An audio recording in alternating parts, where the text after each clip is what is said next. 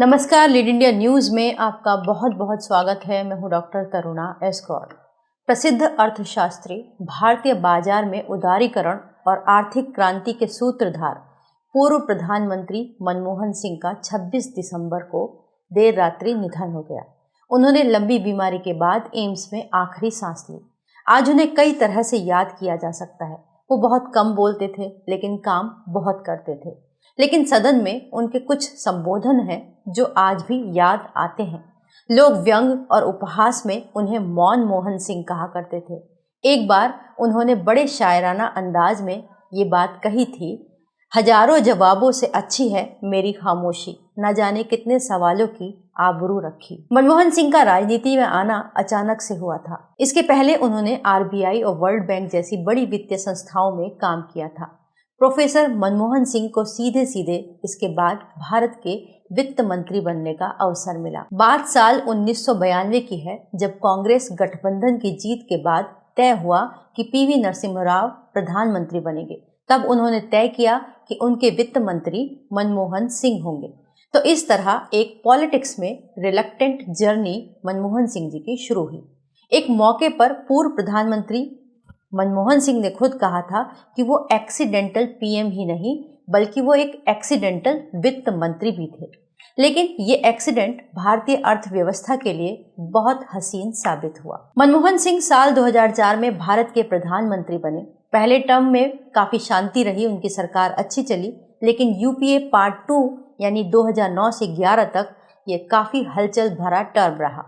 उनके खिलाफ देश में माहौल बनने लगा। एक तरफ विकीलीक्स के खुलासे हो रहे थे तो दिल्ली में बाबा रामदेव और अन्ना आंदोलन जैसे घटनाएं घट रही थी। इसी दौरान जूलियन असांजे के विकीलीक्स पर विपक्ष ने सदन के अंदर सुषमा स्वराज ने मनमोहन सिंह जी से कुछ शायराना अंदाज में सवाल जवाब किए। वो भी काफी याद किए जाते हैं। सवाल भी मजेदार थे और जवाब भी मजेदार थे। विपक्ष की नेता सुषमा स्वराज ने जाफरी की शायरी में मनमोहन सिंह जी से पूछा, तू इधर उधर की न बात कर, ये बता कि काफिला क्यों लुटा। हमें रहजनों से गिला नहीं, तेरी रहबरी का सवाल है। इस पर प्रधानमंत्री मनमोहन सिंह जो उस वक्त थे, उन्होंने अल्लामा इकबाल के एक शेर से इस बात का जवाब दिया। उन्होंने कहा, माना कि तेरी दीद के काबिल नहीं हूं मैं, तू मेरा शौक देख, मेरा इंतजार देख। इस पर सुषमा स्वराज भी मुस्कुराए बिना नहीं रह सकी थी। सदन में शेरो शायरी में सवाल जवाब के बड़े किस्से हैं। उनका एक और किस्सा सुनाते हैं। बात साल 2013 की है, जब राष्ट्रपति के अभिभाषण पर धन्यवाद प्रस्ताव पर बहस के दौरान मनमोहन सिंह ने मिर्जा गालिब का एक शेर पढ़ा। वो सुषमा स्वराज को जवाब दे रहे थे। उन्होंने कहा, हमको उनसे है वफा की उम्मीद जो नहीं जानते वफा क्या है। हालांकि इसके जवाब में सुषमा स्वराज ने उन्हें 2 शेर पढ़कर जवाब दिया।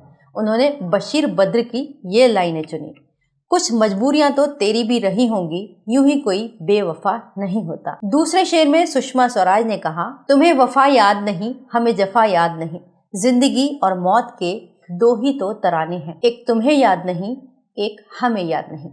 साल 2019 में सुषमा स्वराज का निधन हुआ और 26 दिसंबर 2024 को मनमोहन सिंह ने दुनिया को अलविदा कह दिया। सदन में शालीनता से सवाल जवाब का ये शायराना सिलसिला बहुत याद आएगा। जब भी बात विदेश नीति की होगी तो सुषमा स्वराज याद आएंगी, और जब भी बात अर्थव्यवस्था की होगी तो पूर्व प्रधानमंत्री मनमोहन सिंह बहुत याद आएंगे। वीडियो को लाइक करें, हमारे चैनल को सब्सक्राइब करें।